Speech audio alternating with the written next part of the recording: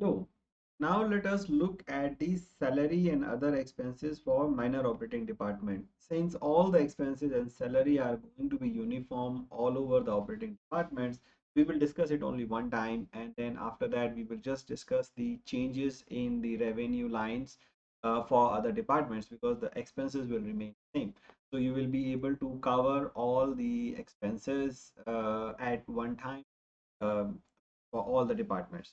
So salary and wages, as we have discussed in the past, for rooms and F&B as well, it includes earnings paid by the employees for the duties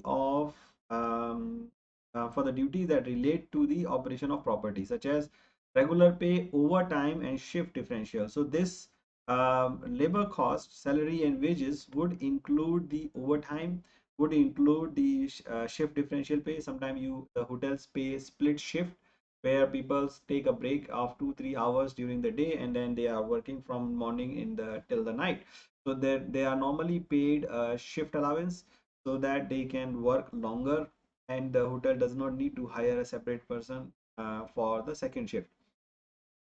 And it has to be remembered that if the person is working in other department, the cost of that person will be need to be charged to the other department rather than charged to the home department where he is actually employed. So if the person from golf course is working in the spa or in this F&B, then the cost of that person would be charged to that department itself instead of charging to the salary and wages of the home department. Then the salary and wages is usually delineated with the significance of the management and non-management. Now, in these other operating departments, usually there are not multiple positions, just only management and non-management. But since they are small departments, they may not have they may have only one manager and the other or non-managers. If we split, usually it will have a difficulty in keeping the confidentiality of the payroll. So usually in other operating departments, you will just say all the employees or miscellaneous as a line, so that you are hiding everyone into the one line and the payroll integrity is not compromised. If in case the department is huge and they have multiple managers, you can follow the practice. However, in general practice, in real life, management and non-management does not work here because these small departments have only one managers usually. And then it also includes the contract employees if they are paid through the payroll system of the company, means they are being paid social security. They are usually the part of the attendance. They are part of check in check out. Then those employees would be considered as salary and wages compared to the other type of employees where the contract is done outside and the payment is not done through the payroll system. Then those employees would not be considered as salary and wages but would fall under the contracted lease and outsourced labor. So the contracted lease and outsourced labor usually would be the third party contractors, where you have who are providing the position, who are providing the peoples to fulfill the positions.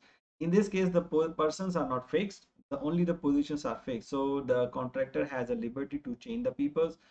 You may be paying them per hour, per day, per week, or for a month. And normally the contractor is the responsible for the performance of the employee. So if there is any issue in the performance of the people of these peoples, normally the contractor is responsible for them.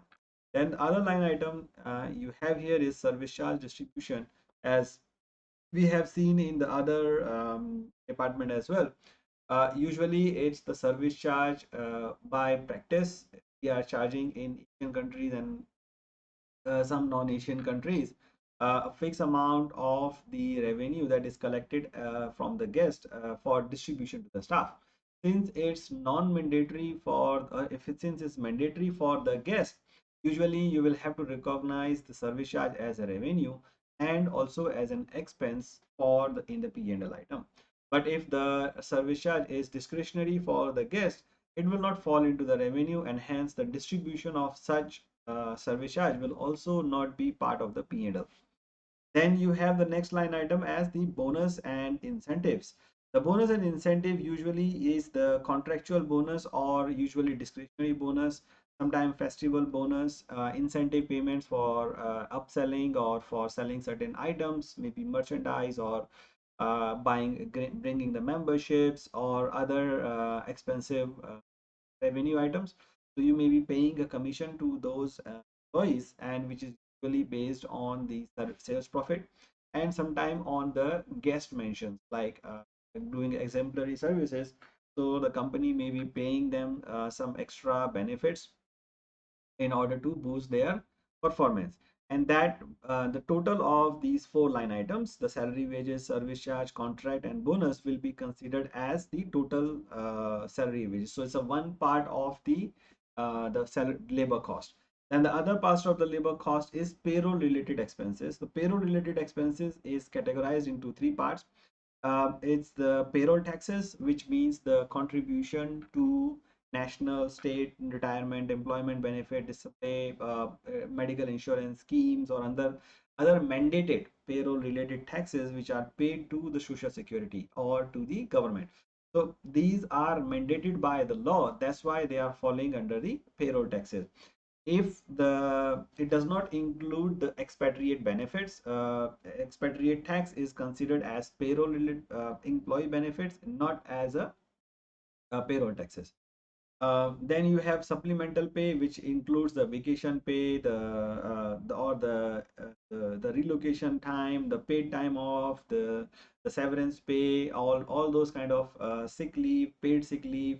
So the cost of those items means, like if you are paying employee a 10-day vacation leave, then the cost of those 10 days usually should be charged to this line.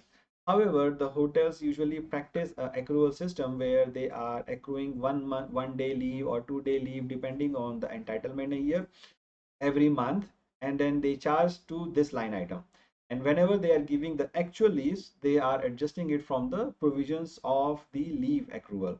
So that the pay the employees are not really so that it does not affect the payroll expenses. So that's the leave. And then you have also the payroll employee benefits.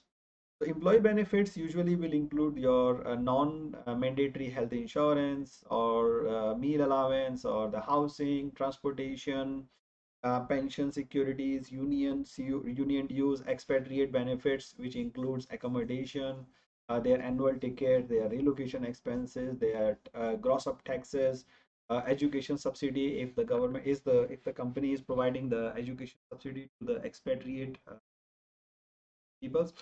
I will be giving you the schedule so that you can have a much more detailed understanding of what goes into the employee benefits. So usually this will be same all the items.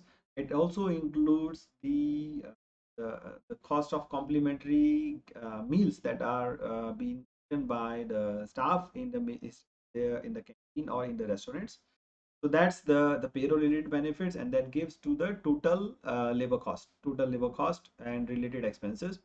So that is usually is the one of the largest line item. So you have to be very critical in analyzing these lines, because you have to compare with the previous year, with the budget, if the costs are increasing, whether the revenue has been increasing. A very good measure of labor cost is the percentage to revenue. Even though the labor cost is fixed nowadays, during the current conditions, during the current times, we expect the hotel managers to maintain a certain level of labor cost percentage. So it may be the hotel standard, usually it's somewhere about 18 to 20% in all the departments. So that's the revenue, so that it does not go too higher. As a hotel, it's 18 to 20%. For individual departments, it can be lower, because you will have other undistributed labor cost, which is also part of this 18%. So usually the target of the individual departments is somewhere between 10 to 12 to 15%, depending on the size of the department. So that's how you have to manage the labor cost expense, understand the labor cost, and then measure the labor cost as compared to the revenue. So now,